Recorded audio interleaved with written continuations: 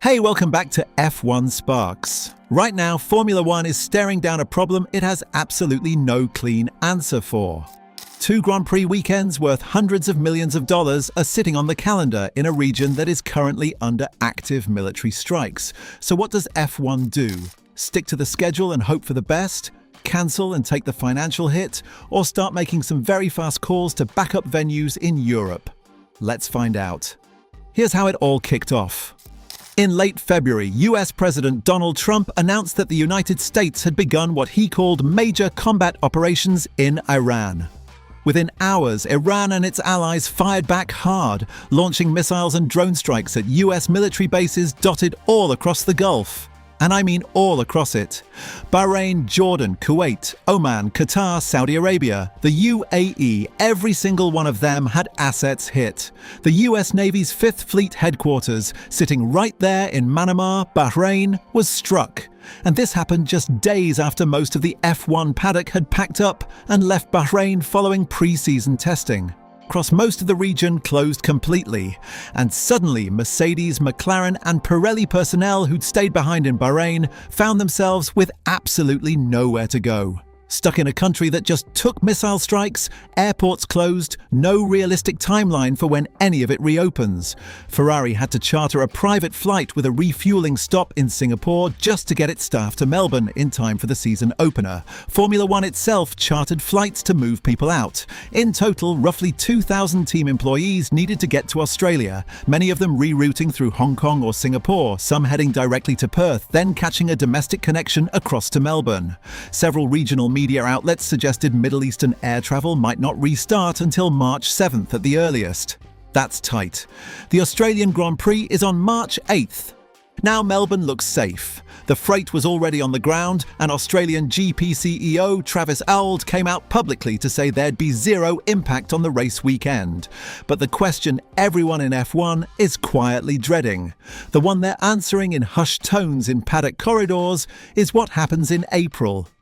The Bahrain Grand Prix is locked in for April 10th to 12th at Sakhir. The Saudi Arabian Grand Prix follows 1 week later, April 17th to 19th, at the Jeddah Corniche circuit. That is 6 weeks away. 6 weeks, and right now Bahrain is a conflict zone. Pirelli was the first to blink. They had 2 days of wet compound development testing planned at Bahrain International Circuit, a track that sits just 20 miles from the US Navy base that was actually struck. They pulled the plug immediately and confirmed that all their personnel in Manama were safe and being assisted in returning to Europe.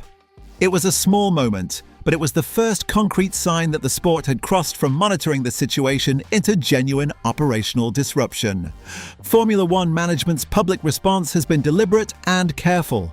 Their official statement: "Our next 3 races are in Australia, China and Japan, not in the Middle East.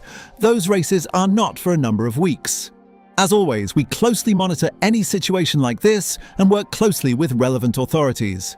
Read between the lines, and what they're really saying is, we're not panicking publicly, but we are absolutely planning for every scenario. FIA President Mohammed bin Sulayem went a step further with a personal statement, saying his thoughts were with all those affected and expressing hope for calm, safety and a swift return to stability. He then made it explicit. Safety and well-being will be the governing principle in any decision made about these races. No racing at any cost. The sport has a line it won't cross. Sky Sports F1 reporter Craig Slater gave a more direct assessment. He pointed out that while F1 has shown it can be adaptable and fluid with its calendar in the past, a cancellation wouldn't just be a logistical headache, it would be a financial earthquake. Finances will play a huge factor, he said, as Bahrain and Saudi will leave a massive hole. He also floated the idea that if races are postponed rather than outright cancelled, there's a 3-week window in May and the August summer break where they could potentially be rescheduled, maybe even slotted around Singapore. And if those 2 races do get wiped from the calendar entirely, F1 needs alternative venues. Fast.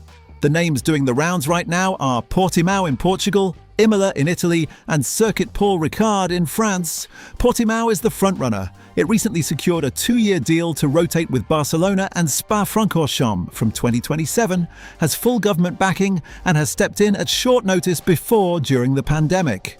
April weather in Portugal is warm, dry, and practically made for racing. Imola makes sense geographically and logistically. Istanbul Park keeps coming up in conversation, but northwestern Turkey in April is notoriously cold and wet, and the circuit hasn't been on the F1 calendar since 2021. It would be a hard sell compared to the others. Now here's the question nobody in F1 headquarters wants to say out loud. What if this conflict doesn't de-escalate? Because it's not just Bahrain and Saudi Arabia in the crosshairs. Qatar hosts a Grand Prix in November. Abu Dhabi closes the entire season in December. The Gulf section of the F1 calendar, which is lucrative, commercially vital, and deeply embedded in the sport's future strategy, is now sitting under a genuine cloud of uncertainty that extends well beyond April. Formula One has navigated something like this before. In 2020, the pandemic wiped the entire calendar clean and the sport had to rebuild it from scratch. 17 races crammed into 5 months, triple headers across consecutive weekends, replacement venues including Mugello, Portimao, and a double header at Bahrain itself. The infrastructure to adapt exists. But nobody controlled the pandemic either, and this is a military conflict with active targeting of the exact cities F1 is supposed to be racing in. There's also historical precedent specific to the Gulf region. Cast your mind back to Jeddah 2022, when smoke was visibly rising near the circuit during qualifying after a missile strike on a nearby facility. Drivers held an emergency meeting inside the paddock and genuinely debated whether to walk away from the race. They raced in the end. But that was a single, isolated incident on the periphery of the circuit. This is categorically different. We are talking about the capital city of Bahrain taking direct hits. These are not isolated events you can manage around. The financial stakes are enormous. Saudi Arabia's hosting deal with Formula One is reportedly among the richest on the entire calendar. Estimates put it north of $60 million a year. Bahrain's deal is similarly significant. Losing both in a single fortnight would create a commercial wound that Formula One management would be scrambling to address, not just in terms of cash, but race count, broadcast commitments, and the obligations F1 has to its sponsor portfolio. So where does that leave us right now? F1 is watching, planning, and hoping the situation stabilizes before a hard decision has to be made. The sport's next move depends entirely on what happens on the ground in the Gulf over the next few weeks. A ceasefire or meaningful de-escalation, and there's still a chance.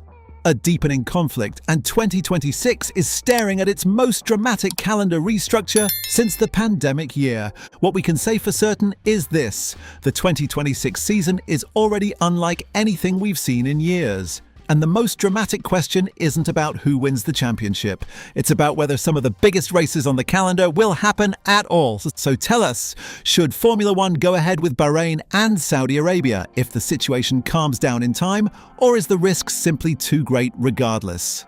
Drop your take in the comments below. We genuinely want to know what you think. And if you haven't already, hit subscribe because this story is far from over.